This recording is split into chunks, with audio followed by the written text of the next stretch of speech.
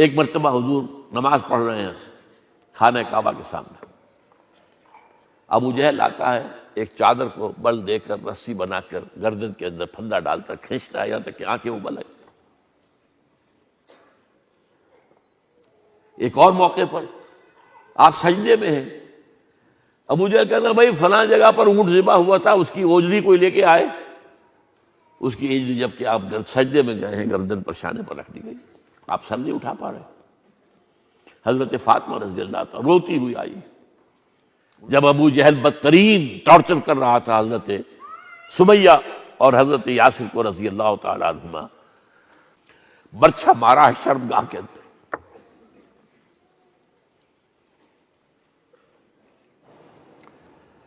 کتنی تکلیف پہنچی ہوگی حضور کو۔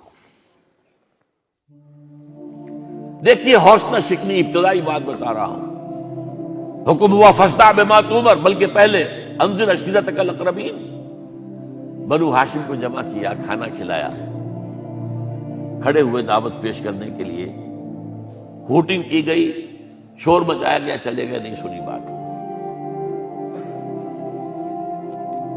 لیکن یہ کہ اس میں حوصلہ شکنی تو ہوئی ہوگی، یہ تو نہیں ہے کہ نہ ہوئی ہوگی، لیکن بہرحال کام کرنا ہے۔ پھر کچھ دنوں کے بعد لے کر پھر کھانا کھلایا، اب کھڑے ہوئے تو اب یہ ہے کہ لوگوں نے سوچا ہوگا کہ 2 مرتبہ کھانا کھایا ہے، اب ان کی بات سن تو لو۔ جب آپ نے اپنی دعوت پیش کی ہے تو پورے مجمع میں سے ایک کھڑا ہوتا ہے بچہ، 10-11 سال کا بچہ علی۔ اب وہ کھڑا ہو کر کہتا ہے کہ اگرچہ میں سب سے چھوٹا ہوں، میں آپ کا ساتھ دوں گا۔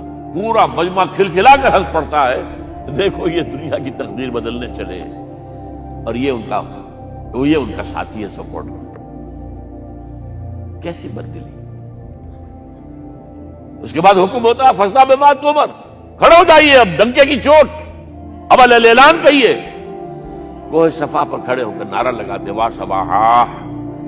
یہ وہاں کا رواج تھا کہ اگر کسی کو معلوم ہو کہ کوئی قبیلہ رات کو حملہ کرنے والا ہے تو اپنی قوم کو خبردار کیسے کرے؟ نہ لاؤڈ سپیکر ہے، نہ کوئی اور ذریعہ ہے، تو وہ کسی اونچے مقام پر کھڑا ہو جاتا تھا اور ننگا ہو جاتا تھا، نذیر عریاں کہتے تھے اسے، ڈرانے والا برہنہ انسان۔ تو جہاں تک آواز گئی وہاں صباح، ہائے وہ صبح جو آنے والی ہے، غارت گری والی صبح۔ اور جنہوں نے دیکھ لیا ننگا کھڑا ہے، وہ ننگا نذیر، دوڑ کے لوگ آئے، حضور کھڑے ہوئے، ظاہر بات ہے، اور اس میں ہمارے لیے سبق ہے، تمام جدید طریقے دعوت دین، تبلیغ دین کے استعمال کریں، جو حرام ہو نہ ہو اس میں سے بات ختم، وہ کاٹ دو۔ آپ عریاں نہیں ہو سکتے تھے لیکن بلندی پر کھڑے ہو گئے، نعرہ وہی لگایا وا صباحا۔ لوگ آئے ہیں، جمع ہوئے، آپ نے دعوت پیش کی ہے۔ میں بتا رہا ہوں کہ ایسا نہیں ہوا تھا کہ بس آپ نے دعوت دی اور لوگ جو ہے ذوق دس ذوق آ گئے اور آپ نے دعا کی اور پورے کے پورے جو ہے وہ قبیلے، یہ نہیں ہوا۔ بڑی سخت مشقت، بڑی سخت محنت، ہر قدم کے اوپر جو ہے بددلی بھی ہے، حوصلہ شکنی بھی ہے، کردار کشی ہو رہی ہے۔ معلوم ہوتا ہے کوئی سایہ ہو گیا، انہیں کوئی مجنون ہو گئے، یہ جن آ گیا ہے، یا شاعر ہے، شعر سیکھ لیا ہے، شاعر ہو گئے ہیں، کہیں سے سحر سیکھ کر آ گئے، جادو سیکھ لیا ہے، جادوگر ہے، جھوٹے ہیں، کذاب، کذاب قرآن مجید میں ساحر کذاب، وہی جو الصادق کہتے تھے وہ اب کذاب کہہ رہے ہیں، دھوکے باز۔ ایک اجمی غلام کو اپنے گھر کے اندر ایک کوٹھری میں بند کر رکھا ہے، اس سے ڈکٹیشن لیتے ہیں، اکتتبہا، ڈکٹیشن لے کر اور پھر آ کر ہم پر دوس جماتے ہیں کہ یہ وہی آئی ہے۔ یہ سب سنتے تھے آپ، سب سنتے تھے، اور یہ نہ سمجھیے کہ دل محسوس نہیں کرتا تھا، آپ کو دکھ نہیں ہوتا تھا، یہ نہیں ہے، پتھر کا دل نہیں تھا۔ قرآن مجید کی گواہی ہے، وَلَقَدْ نَعْلَمُ أَنَّكَ يَضِيقُ صَدْرُكَ بِمَا يَقُولُونَ۔ اے نبی ہمیں خوب معلوم ہے کہ جو کچھ یہ کہتے ہیں ان سے آپ کا سینہ بھیجتا ہے، لیکن برداشت کرنا پڑے گا، برداشت کیجیے۔ وَاصْبِرْ عَلَىٰ مَا يَقُولُونَ وَاهْجُرْهُمْ هَجْرًا جَمِيلًا، جو کچھ یہ کہہ رہے ہیں اسے برداشت کیجیے، برداشت کیجیے۔ ذاتی ایذا، 2 واقعے جو ہے، ایک مرتبہ حضور نماز پڑھ رہے ہیں خانہ کعبہ کے سامنے ابو جہل آتا ہے، ایک چادر کو بل دے کر رسی بنا کر گردن کے اندر پھندا ڈالتا کھینچتا ہے یہاں تک کہ آنکھیں ابل آئی۔ ایک اور موقع پر آپ سجدے میں ہیں، ابو جہل کہتا ہے بھائی فلاں جگہ پر اونٹ ذبح ہوا تھا، اس کی اوجری کوئی لے کے آئے، اس کی اوجری جب کہ آپ سجدے میں گئے ہیں گردن پر شانے پر رکھ دی گئی، آپ سر نہیں اٹھا پا رہے۔ حضرت فاطمہ رضی اللہ عنہا روتی ہوئی آئی، انہوں نے کھوج لیا ہے، یہ سختیاں جھیلی، یہ مصیبتیں برداشت کی، اسی لیے تو آتا ہے فصبر فصبر فصبر فصبر وما صبرک الا باللہ واصبر کما صبر اولو العزم من الرسل۔ اے محمد صبر کرو جیسے کہ ہمارے اولو العزم پیغمبر صبر کرتے رہے، اور یہی صبر کی تلقین حضور کر رہے ہیں اپنے صحابہ کو۔ دیکھیے یہ بھی ایذا ہے حضور کے لیے، آپ کے جانثاروں پر جو پہاڑ توڑے جا رہے ہیں، ویسی سختی آپ پر نہیں ہو سکتی تھی، آپ بنو ہاشم کے فرد تھے، وہ تو 2 مرتبہ جو وہ جسارت کر دی وہ بھی میں حیرت ہوتی ہے مجھے کیسے کر دی، ورنہ قبائلی زندگی کے اندر تو یہ چیزیں جو ہے بڑی حساس ہوتی ہیں۔ ہاں غلام تھے بیچارے یا نوجوان تھے، نوجوانوں پر بزرگوں کو خود ہی حق حاصل ہوتا ہے جو چاہے کرے، اور غلام تو ملکیت ہوتا ہے، زندہ ذبح کر دے تو بھی کوئی پوچھنے والا نہیں۔ تو جو بیت رہی تھی بلال پر، ابو فقیہ پر، زنیرہ پر، جو ان پر بیت رہی تھی، جو خباب پر بیت رہی تھی، جس طرح ہلاک کیا گیا ہے حضرت سمیہ کو، حضرت یاسر کو، یہ ساری تکلیفیں انہیں بھی تھی، لیکن کیا اس کا یہ بالواسطہ ایذا محمد کے لیے نہیں تھا صلی اللہ علیہ وسلم، آپ کے ساتھی آپ کے جانثار ہیں، لیکن آپ ان سے بھی کیا کہیں فصبروا فصبروا فصبروا۔ جب ابو جہل بدترین ٹارچر کر رہا تھا حضرت سمیہ اور حضرت یاسر کو رضی اللہ تعالی عنہما،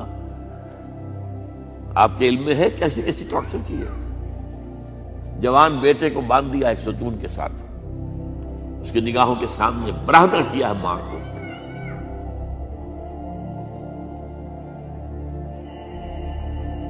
ہاتھ میں ایک مورتی ہے،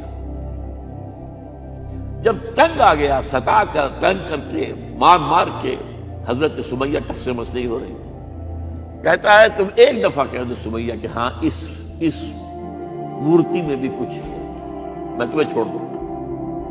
انہوں نے تھوک دیا، برچھا مارا ہے شرمگاہ کے اندر۔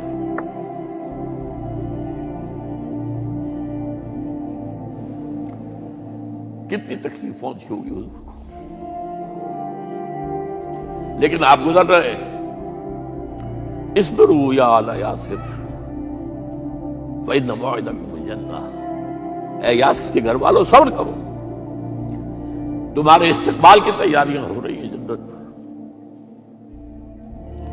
یہ سیرت کوئی بناتا سناتا ہے، یہ سیرت یاسر کے ساتھ کیا کیا ہے، 4 اونٹ نر سانڈ، اور ان کے ساتھ رسے باندھ کر ایک رسے سے ان کا ایک بازو باندھا، ایک سے دوسرا بازو، ایک سے ایک ٹانگ، دوسرے سے دوسری ٹانگ، انہیں دوڑایا ہے کہ پرکھتے اڑ جیسے۔ یہ دین ایسے ہی قائم نہیں ہوا ہو، عدل و انصاف کا نظام ٹھنڈے ٹھنڈے قائم نہیں ہوتا، گھر میں آرام سے بیٹھے ہوئے قائم نہیں ہوتا۔ اور سنیے، 3 برس شیب بنی ہاشم کے تو قید ہے، 3 برس، اور یہاں کی قید پر قیاس نہ کرے، یہاں تو جیل میں کھانے کو ملتا ہے، راشن ملتا ہے، جیسا بھی ملتا تو ہے نا، اور لیڈروں کے لیے تو class A class B class ہے، تو ان کا تو لیڈر تو لوگ جب آتے ہیں جیل کاٹ کر معلوم ہوتا ہے کہ شاید کسی صحت افزا مقام سے تشریف لا رہے ہیں۔ وہاں کیا تھا، ٹوٹل بائیکاٹ، ایک گھاٹی، ادھر پہاڑ ادھر پہاڑ، دونوں طرف جو ہے پہرے، کوئی کھانے پینے کی چیز اندر نہیں جائے گی، اور پورا خاندان بنی ہاشم، وہ بھی کہ جو ایمان نہیں لائے، وہ قبائلی زندگی تھی نا۔ بنو ہاشم چونکہ حضور کو پشت پناہی چھوڑنے کو تیار نہیں ہوئے، ابو طالب نے آخری وقت تک بھی ساتھ نہیں چھوڑا.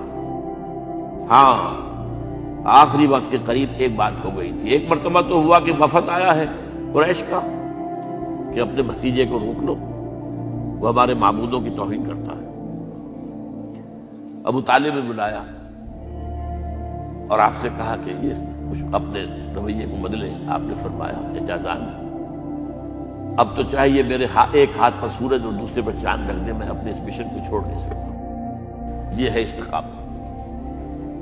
اور ابو طالب کے عین انتقال کے وقت جو معاملہ ہوا، جب وفد آیا ہے کہ ٹھیک ہے اب ہمارا جو ہے صبر کا پیمانہ لبریز ہو گیا ہے، اب ٹھیک ہے آ جاؤ میدان میں، تم بھی ساتھ چھوڑنے کو تیار نہیں ہو. ابو طالب نے بلایا اس کو، بھتیجے مجھ پر اتنا بوجھ نہ ڈالو جو میں برداشت نہ کر سکوں.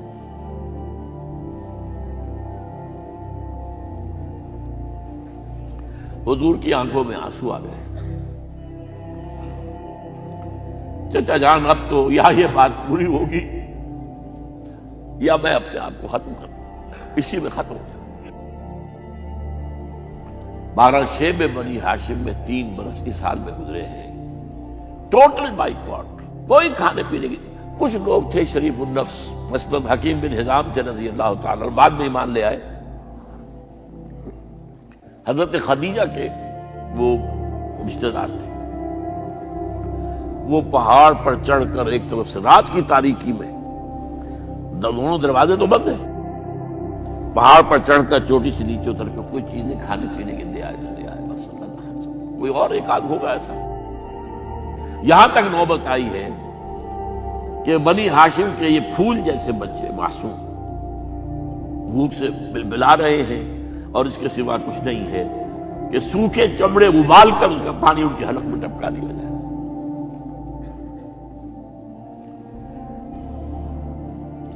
اور جو ہوا وادی طائف میں،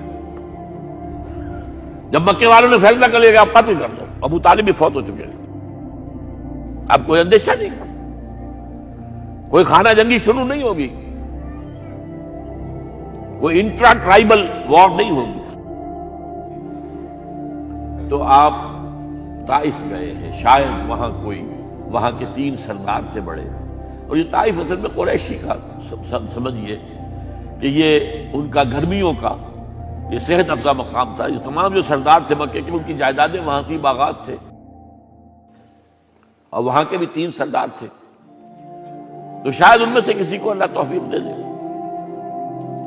وہاں گئے ہیں اور صرف ایک ساتھ ہیں، حضرت زید بن حارثہ. حضرت ابوبکر بھی ساتھ میں، سائے کی طرح ساتھ رہنے والا بھی ساتھ نہیں تھا. وہاں جا کر جو آپ نے تینوں سے بات کی ہے، تینوں نے وہ باتیں کہی ہیں جو کلیجے کو چیر جائیں. تمہارے سوا کوئی اللہ کو نہیں ملا تھا رسول بنانے، جاؤ چلے جاؤ. ایک کہتا ہے فوراً چلے جاؤ یہاں سے، اس لیے کہ ہو سکتا ہے کہ تم سچے ہو تو کہیں میں تمہاری توہین نہ کر دوں، اور یہ بھی ہو سکتا ہے تم جھوٹے ہو تو جھوٹے کو میں منہ نہیں لگانا چاہتا. 3 دن کی یہ سختی، اور اس میں کیا ہو رہا ہے؟ اسٹریٹ ارچنز جو کہلاتے ہیں ہمارے جھوکرے گلیوں کے، انہیں اشارہ کر دیا ذرا ان کی خبر لو.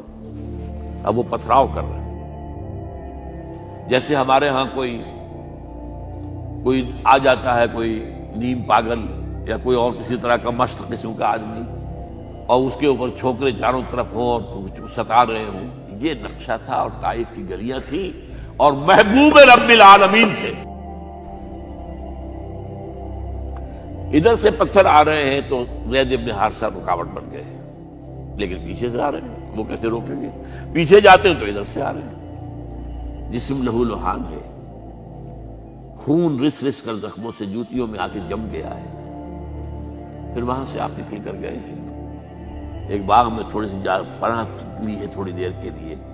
جوتے بڑی مشکل سے اترے ہیں، خون جمع ہوا، اور وہ جو پھر دعا نکلی ہے آپ کے وہ کلیجے کو چیر جانے والی ہے. اللہم الیک اشکو ضعف قوتی وقلت حیلتی وحوانی علی الناس. اے اللہ تیری جناب میں فریاد لے کر آیا ہوں اپنی قوت کی کمی کا، اپنے وسائل کی کمی کا، اور لوگوں میں جو رسوائی ہو رہی ہے، الا من تکلنی الا بعید یتجہمنی اور الا عدو ملکت امری، مجھے کس کے حوالہ کر دیا ہے؟ مجھے دشمن کے حوالے کر دیا جو چاہے میرے ساتھ کر گزرے۔ فریاد ہے کہ نہیں؟ بڑی زوردار فریاد ہے، بڑی زوردار، لیکن پھر مقام عبدیت کا ضرور ہوتا ہے۔ ان لم یکن علی غضبک فلا ابالی، اے اللہ اگر تو ناراض نہیں ہے، مجھے اندیشہ یہ ہو گیا کہ کہیں تو ناراض تو نہیں ہو گیا، کہیں تو نے میرا ساتھ تو نہیں چھوڑ دیا۔ اگر تو ناراض نہیں تو مجھے کوئی پرواہ نہیں، جو ہو سو سر تسلیم خواہ میں جو مزاج یاد میں آئے۔ اور سب سے بڑھ کر حمزہ کی لاش سامنے آئی، کیسی لاش؟ ناک کٹی ہوئی ہے، کان کٹے ہوئے ہیں، پیٹ چاک کر کے کلیجہ چبایا ہوا ہے، کس طرح برداشت کیا ہوگا آپ نے؟ اپنے اوپر تاری کر کے دیکھیں، یہ حمزہ کون ہے؟ چچا ہے، دودھ شریک بھائی ہے، خالہ زاد بھائی ہے، ساتھ کا کھلا ہوا ہمجولی ہے، اور اس کی لاش ہے۔ جو قلب اطہر پر بیت رہی تھی وہ مدینے میں آ کر ایک بڑا ماحول بدلا ہوا تھا، تب وہ بات سامنے آ گئی۔ جب آپ مدینے واپس تشریف لائے ہیں تو ظاہر بات ہے کہ زیادہ انصار کے لوگ تھے جو شہید ہوئے تھے۔ بدر میں مہاجرین تو میرے خیال ہے چوتھائی تھے نمبر کے اندر، 3/4 تو انصاری تھے۔ اسی طریقے سے احد کے اندر معاملہ ہے، تو مختلف گھروں سے عورتوں کے بین کرنے کی آوازیں آ رہی تھی، اس لیے کہ اس وقت تک بین کرنا حرام نہیں قرار دیا گیا تھا، ممنوع نہیں تھا۔ آوازیں سن کر حضور کی زبان مبارک سے نکل گیا، اما حمزہ فلا بواکی لہو، ہائے حمزہ کے لیے تو کوئی رونے والی بھی نہیں ہے۔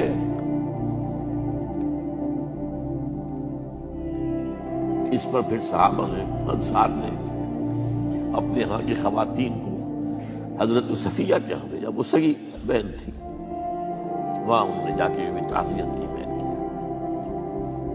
بہرحال یہ چند باتیں میں نے آپ کو بتائی، باقی تو یہ کہ غار ثور ہے کیسی کیسی، اور پھر غزوہ بدر سے پہلے کی رات ہے، اور وہ آپ کا زندگی کا طویل ترین سجدہ ہے۔ اس میں جہاں تک یہ الفاظ بھی آپ نے کہہ دیا، اللہ اگر کل یہ جو 313 یہاں جمع ہیں اگر یہ ختم ہو گئے تو پھر قیامت تک تیرا نام لینے والا کوئی نہیں ہوگا، میں آخری رسول اور میری یہ 15 برس کی کمائی ہے۔ اس وقت کہا حضرت ابوبکر نے، وہ پہرےدار کی حیثیت سے کھڑے تھے، حسبک حسبک، حضور بس کیجئے بس کیجئے۔ بہرحال بدر ہے، احد ہے، زخمی ہوئے ہیں، دندان مبارک شہید ہوئے ہیں، خون اتنا بہا ہے کہ بے ہوش ہو گئے ہیں، اور خبر اڑ گئی ہے کہ آپ شہید ہو گئے۔ یہ سب کچھ غزوہ احزاب کا آپ نے سن لیا۔ اسوہ رسول پر نہ معلوم کیا کیا باتیں چیزوں میں مشہور ہو گئی ہیں۔ اسوہ کا لفظ آیا کہاں ہے قرآن میں؟ سورہ احزاب میں۔ وہ اسوہ کیا تھا؟ جب خندق کھودنے کا فیصلہ ہوا ہے تو خندق کھود رہی ہے، حضور بھی لگے ہوئے ہیں، بھاری بھاری پتھر اٹھا کر کندھے پر لا کر باہر پھینک رہے ہیں، پتھریلی زمین تھی، ایک پتھر کسی سے ٹوٹا نہیں تھا، تو حضور نے جو ہے 3 دفعہ جو اس کے اوپر ضرب لگائی تب ٹوٹا ہے۔ لیکن یہ کہ کئی دن کے فاقے ہو چکے تھے، کھانے میں کچھ نہیں، پورا محاصرہ تھا، 12,000 کا لشکر گھیرے ہوئے، یہاں تک کہ آپ کو معلوم ہے کہ گھروں کے اندر بیت الخلا تو نہیں ہوتے، باہر جاتے تھے قضاء، اس کا کوئی امکان نہیں۔ شدید ترین آزمائش جو ہوئی ہے اس کا نتیجہ ایک طرف یہ نکلا کہ منافقین کا نفاق ان کی زبانوں پر آ گیا۔ قرآن مجید میں ہے یہ انہی آیات میں، ما وعدنا اللہ ورسولہ الا غرورا، ہمیں تو اللہ اور اس کے رسول نے دھوکہ دے کے مروا دیا۔ ہم سے کہا تھا کہ قیصر و کسریٰ کے خزانے تمہارے قدموں میں آئیں گے، اور حال یہ ہے کہ اب رفع حاجت کے لیے باہر نہیں جا سکتے، کھانے کو کچھ نہیں۔ اس وقت کچھ صحابہ آئے ہیں حضور صلی اللہ علیہ وسلم سے، دیکھیے فاقے سے کمر دوہری ہوئی جا رہی ہے. ہم نے اپنے پیٹوں پر پتھر باندھے ہوئے، چادروں کے ساتھ پتھروں کسا ہوا تاکہ کمر سیدھی رہے. حضور نے اپنا کرتا مبارک اٹھا کر دکھایا، 2 پتھر میں. یہ ہے اسوہ، یہ ہے آپ کی سنت، آپ کا اسوہ حسنہ. لیکن اس اسوہ حسنہ سے فائدہ کون اٹھا سکتا ہے؟ لقد کان لکم فی رسول اللہ اسوۃ حسنۃ لمن کان یرجو اللہ والیوم الآخر وذکر اللہ کثیرا. اسوہ تو اپنی جگہ ہے، قرآن میں ہدایت سب کے لیے، ھدی للناس، لیکن فائدہ اٹھائیں گے صرف متقین. ھدی للمتقین ہے سب کے لیے، اسوہ سب کے لیے ہے، لیکن استفادہ وہی کر سکے گا جو 3 شرطیں پوری کرے: اللہ اور یوم آخر پر ایمان اور اللہ کا ذکر کثرت کے ساتھ. بہرحال یہ میں نے آپ کے سامنے اس حوالے سے رکھا ہے. یہ اسوہ جو ہے حضور کا، یہ ہم پر اتمام حجت ہے. دیکھیے نوٹ کیجئے، پوری نوع انسانی پر اتمام حجت اسلام کا نظام عدل اجتماعی جو قائم کر کے دکھا دیا، حجت قائم کر. اسے انگریزی میں کہتے ہیں اٹس ڈویبل، کیا جا سکتا ہے، یہ کام ہو سکتا ہے. اس لیے کہ زمین پر قدم بہ قدم چل کر یہ انقلاب آیا، محنت سے آیا، مشقت سے آیا، ایثار سے آیا، قربانیوں سے آیا، تکلیفیں جھیل کر آیا، صبر و مصابرت سے آیا، استقامت و مقاومت سے آیا. یہاں پر معجزوں کی کار فرمائی نہ ہونے کے برابر ہے. یہاں دھوپ سے بچانے کے لیے کوئی اللہ نے صاحبان نہیں دیا، ظل اللہ علیکم الغمام، اور بھوک سے بچانے کے لیے من و سلوہ نازل نہیں ہوئے. غزوہ تبوک میں ایسا بھی ہوا ہے کہ 3 مجاہدین کا 24 گھنٹے کا راشن ایک کھجور. ایک نے منہ میں رکھی، کچھ چوس لی، کچھ گلوکوز چلا گیا اس میں سے، دوسرے کو دے دی، اس نے چوس لی، پھر تیسرے کو دے دی. من و سلوہ نازل نہیں ہوئے. محنت، مشقت، ایثار، قربانی، صبر، مصابرت، استقامت، مقاومت، یہ ہے اسوہ رسول. ولما رأى المؤمنون الأحزاب قالوا هذا ما وعدنا الله ورسوله وصدق الله ورسوله. دیکھیے ایک ہی سچویشن میں منافقین کا طرز عمل کیا ہے؟ ما وعدنا الله ورسوله الا غرورا. ہم سے اللہ اور اس کے رسول نے جو وعدے کیے وہ تو دھوکہ پر مبنی تھے. سبز باغ دکھا دیے ہمیں، اور اسی کو دیکھ کر کہہ رہے صحابہ هذا ما وعدنا الله ورسوله، یہی تو ہے جس کا وعدہ کیا تھا اللہ نے اور اس کے رسول نے. اس لیے کہ سورہ بقرہ میں آیت آ گئی تھی وَلَنَبْلُوَنَّكُمْ بِشَيْءٍ مِّنَ الْخَوْفِ وَالْجُوعِ وَنَقْصٍ مِّنَ الْأَمْوَالِ وَالْأَنفُسِ وَالثَّمَرَاتِ. یہ نہیں تھا کہ پہلے سے وارن نہ کیا گیا ہو. جو آئے، جو قدم بڑھائے، سوچ سمجھ کے آئے. لہذا انہوں نے کہا وَصَدَقَ اللَّهُ وَرَسُولُهُ وَمَا زَادَهُمْ إِلَّا إِيمَانًا وَتَسْلِيمًا. ان کا نفاق دل میں سے نکل کر زبان پر آ گیا اور ان کے ایمان میں اضافہ ہو گیا، ان کی سر تسلیم خم ہونے کی کیفیت کے اندر اضافہ ہو گیا. یہ کس لیے میں کہہ رہا ہوں؟ حضور کو بھیجا گیا 3 مرتبہ قرآن میں ہے تاکہ اللہ کے اس دین کو قائم کریں، غالب کریں. اور 5 دفعہ یہ ہے کہ آپ کو بھیجا گیا ہے پوری نوع انسانی کے لیے. جب تک پوری عالم انسانیت پر اللہ کا دین قائم نہیں ہوتا، حضور کا مقصد بعثت حنوز شرمندہ تکمیل ہے. بقول اقبال وقت فرصت ہے کہاں، کام ابھی باقی ہے، نور توحید کا اتمام ابھی اور ہونا ہے. یہ حضور کی دی ہوئی خبر ہے، وہ صادق المصدوق، ہونا ہے، ہوگا.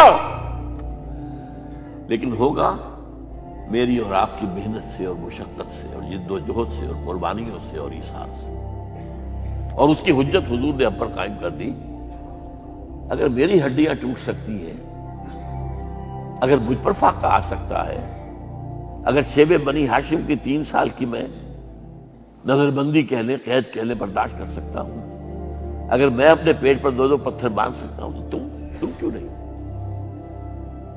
محنت کرو، مشقت کرو. کہ سیرت النبی سے ثابت ہوا کہ انسان کے اندر اللہ تعالیٰ نے کتنی قوتیں رکھی ہوئی. انہی انسانوں کے ذریعے سے انقلاب برپا ہوا۔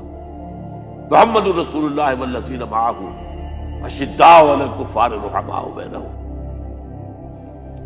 لہذا اور یہ بھی جان لیجئے، یہ بھی وہ موضوع ہے جو بارہا گفتگو میں آ چکا، پاکستان اسی لیے بنایا تھا اور اس لیے ہم نے کہیں نہیں کیا تو اس کے حصے بکھرے ہونے کے بھی اندیشے ہیں، یہ اپنی آزادی کھو دے اس کا بھی خطرہ موجود ہے۔ یہ اندر بھی بول رہے ہیں لوگ، باہر سے بھی جو ہے اندازے آ رہے۔